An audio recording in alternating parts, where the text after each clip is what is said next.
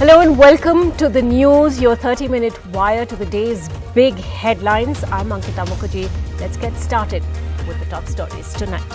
The Prime Minister will be in the United States from tomorrow until the 26th of September. His whirlwind trip will include a Quad Leaders Summit, bilaterals with the US President. On the agenda, Afghanistan, terror, trade and clean energy. India calls the United Kingdom's vaccine stand discriminatory, warns of reciprocal action after the UK says even fully vaccinated Indians will have to self-isolate for 10 days. The US, however, will allow restriction-free travel for Covishield vaccinated Indians from November. Women can join the National Defence Academy after May 2022, the government tells the Supreme Court in an affidavit, but also adds that dilution in training could affect battle worthiness. Allegations that Amazon's legal representatives bribed officials in India will be investigated, says the government. Amazon launches an internal probe saying it has zero tolerance towards corruption. The Bengal BJP gets a new chief, Shukanto Mojumdar, just days after Babul Supriyo's shock exit. But he says Talibanization of Bengal is his biggest concern. Anand Giri, top aide of Seer Narendra Giri, who died by suicide, is arrested and charged with abetment. The Uttar Pradesh Chief Minister visits Prayagraj and says the culprit won't be spared. The Enforcement Directorate begins a money laundering probe after heroin disguised as talcum powder seized at Gujarat's Mundra port is estimated to be worth 21,000 crore rupees. Sources say the heroin was headed from Kandahar to Delhi.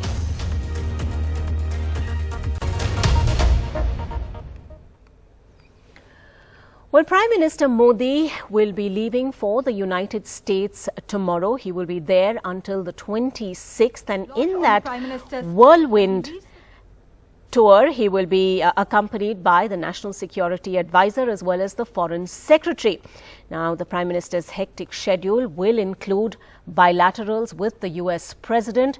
He will also be addressing the United Nations General Assembly as well as attend a summit of Quad leaders. He will also be meeting the US Vice President Kamala Harris for the first time. On the 25th, he will be the first speaker at the UN General Assembly debate and will also meet the Australia and Japanese Prime Ministers. Meanwhile, India has sent a strong message to the United Kingdom a day after that country said fully vaccinated Indians would continue to have to self-isolate for 10 days if they travel to the UK, even though new rules will now see relaxations for several other countries. Amid growing protests over what is being described as vaccine racism, India has said it will take reciprocal measures, which could mean a similar bar on UK travellers to India if needed. Amid the growing furor over the UK's decision to consider those who have received both doses of Covishield as unvaccinated and requiring them to self-isolate for 10 days, India has made it clear that it considers this policy discriminatory and will reciprocate in kind if required. The basic issue is that here is a vaccine Covishield, which is a licensed product of a UK company, manufactured in India, of which we have supplied 5 million doses to the UK at the request of the government of the UK.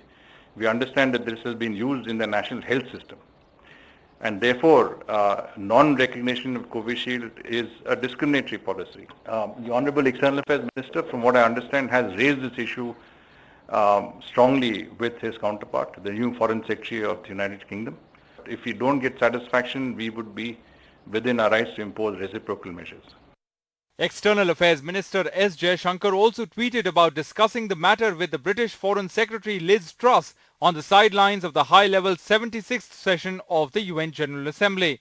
As criticism intensifies, with Congress leaders Jairam Ramesh saying that UK's decision smacks of racism and Shashi Tharoor calling it offensive and discriminatory, what has come as a shot in the arm for India is the United States announcement of new relaxations for foreign travellers.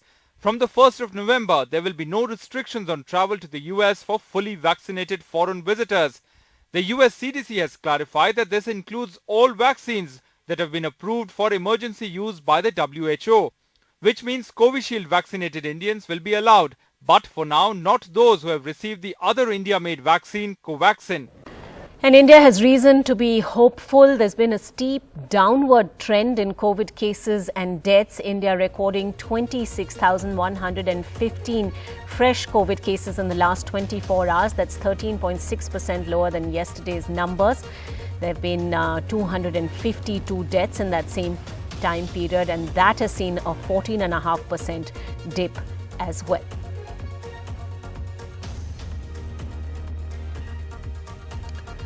Let's take a look at the global battle against the coronavirus, and the US continues to see a massive rise in cases with over 2 lakh cases being reported daily.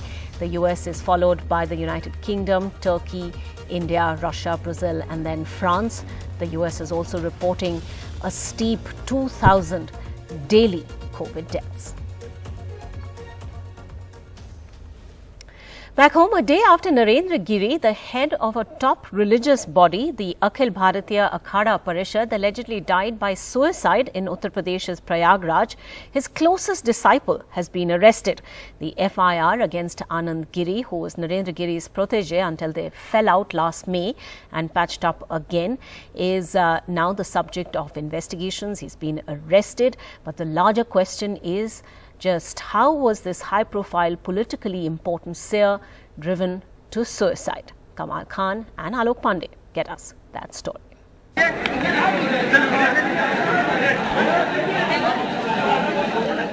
High-profile visits to Prayagraj by UP's top politicians to mourn the alleged death by suicide of Mahant Narendra Giri, the head of the Akhada Parishad, India's largest body of saints. Already a war of words has broken out on allegations of whether there was wrongdoing behind the death.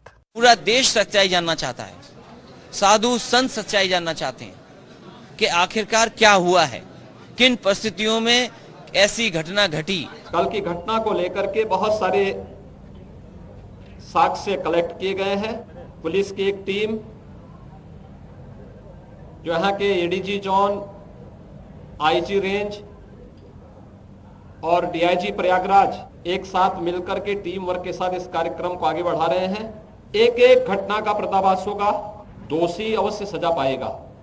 The UP police has arrested this man, Anand Giri, a protege of the deceased Akhada Parishad head till a few months ago, when he was expelled by the dead seer over allegations of fraud and financial mismanagement. Anand Giri had also accused Narendra Giri of fraud. मैं सच या झूठ बोल रहा हूं, उसके लिए चाहे तो सरकार की मदद लेकर के नार्कोटिक टेस्ट भी मेरा कराया जा सकता है। But withdrew his allegations. कान पकड़ करके अपनी सारी गलतियों की सबसे पहले माफी मांगता हूं और क्षमा मांगता हूं महाराज से। This video from a patch up a few days later showed Anand Giri seeking forgiveness at the feet of his mentor. But the police suspect it was short-lived. The FIR against Anand Giri was filed by a colleague of Mahant Narendra Giri, the seer who died by suicide. It alleges that Narendra Giri had confided in this colleague multiple times that Anand Giri was harassing him, but it does not say how. 2 other disciples have been detained for questioning, Sandeep Tiwari and Adya Tiwari. Both of them stayed with Narendra Giri. The police said the arrests are based on a suicide note found near Narendra Giri's body, which mentioned Anand Giri and the 2 other people. The note said the 3 were harassing Narendra Giri. Police sources say the Akhada Parishad owns property worth crores in Prayagraj and elsewhere in the country, and financial matters could have played a part in the top seer's suicide. There was tension in the Parishad over who would succeed Narendra Giri, police sources have claimed. With elections early next year and with Hindutva emerging as a main campaign pivot for the BJP, there will be pressure on the UP government to come up with answers to the death of this prominent Hindu saint. With Kamal Khan, Rajesh Gupta and Nitin Gupta, this is Alok Pandey, NDTV. The other big story tonight, the National Defence Academy or NDA is being prepared for the admission of women cadets, and women candidates can sit for the entrance exam from May 2022 onwards. That's what the government has told the Supreme Court today in an affidavit. In the same breath, however, the affidavit mentions that the dilution of physical training and parameters of firing, endurance training, field craft, living off the land could in fact impact battle worthiness. It talks about how appropriate medical standards for women candidates are in the process of formulation before they can join the academy. The infrastructure for women, that affidavit says, has to be a robust physical separation between the male and female residential areas. In order to implement all of this, a study group has now been constituted, which will give a quote-unquote holistic and futuristic proposal for training of women cadets at the NDA. Allegations that Amazon's legal representatives bribed officials in India will be investigated, the government has said. And the US e-commerce giant is also believed to have launched a probe into the allegations reported by a US news website. However, Amazon, in its latest statement, it seems, has issued a rebuttal. Akhilesh joining us with the latest on that. Akhilesh, in just a little while ago, Amazon issuing a new rebuttal saying that its legal fees were misrepresented. But what is the latest that we have on the story? Well, that's right, Ankita. The Amazon has very recently, they have clarified that the figures which have been coming in the section of media saying that they have spent hoping 20% of their turnover in legal fees is not correct. In fact, they have just spent 52 crore in the year ending 31st March 2020. This is what the clarification has been given by the Amazon. But in the meanwhile, the All India Association of Traders, they have written another letter to the Commerce Ministry and saying that the Commerce Ministry should order immediate CBI inquiry into all these allegations, because they are saying that there's a huge expenses that they have incurred in the legal fees. But of course, the Amazon denying it. In the meanwhile, the government sources are telling us that the government has taken this matter very seriously, and the government has made it very clear that they have zero tolerance against corruption, and they will definitely look into into all these allegations. But what kind of probe will it be? They have not clarified. They are saying that this will be decided at a later stage. But of course, all these allegations will be looked into. All right, Akhilesh. Thanks very much for all of those details. Meanwhile, the Department of Revenue Intelligence, or DRI, has recorded what is said to be the largest drug haul. 3,000 tons of heroin worth over 21,000 crores from the Mundra port in Gujarat. It's something that's alarmed other agencies as well. This heroin is from Afghanistan. Sources say it came from Kandahar and was headed to Delhi. The consignment was routed through Iran's Bandar Abbas port to the Mundra port in Gujarat and disguised as talcum powder. Well, in the latest developments, the Enforcement Directorate now initiating a money laundering probe into the matter. That seizure seems to have triggered a nationwide hunt. A Vijayawada-based couple has also been arrested. The Andhra Pradesh police, however, saying that the initial investigations show the heroin was intended for Delhi and not Vijayawada. The Bengal BJP has a new boss, Professor Shukanto Mojumdar, who's replaced Dilip Ghosh just 2 days after BJP MP Babul Supriyo switched over to the Trinamool Congress, leaving the party red-faced. The 41-year-old new BJP chief is brushing off that exit as well as that of 4 MLAs, and he says the BJP's biggest challenge in Bengal is the Talibanization of the state. In word and deed, a smooth change of guard. No resentments on display. The only thing the new and the old boss of BJP Bengal couldn't seem to agree on was, of the many challenges before it, what is the biggest? The main challenge is to save the Bengal. The democracy is totally abolished by this Trinamool Congress. So restoration of democracy and to stop this Talibanization of this Bengal. বাংলার পরিবর্তনের শপথ নিচ্ছি পার্লামেন্টে 18 জন সদস্যকে পাঠিয়েছেন ঠিক সেই একই গতিতে লড়াই করে আমরা নবান্নতে আমাদের মুখ্যমন্ত্রীকে বসাবো তার জন্য 5 বছর সাধনা করতে আমরা প্রস্তুত আছি The Trinamool indifferent to BJP's bid to set its house in order after the assembly poll debacle. but it warned the Saffron Party of more shock exits like Babul Supriyo's and Ghar Wapsis of its MLAs. BJP has been totally rejected by the people of Bengal, and it is very difficult for them to resurface. Many people, many leaders rather, they have in contact with us from different political parties, including the BJP.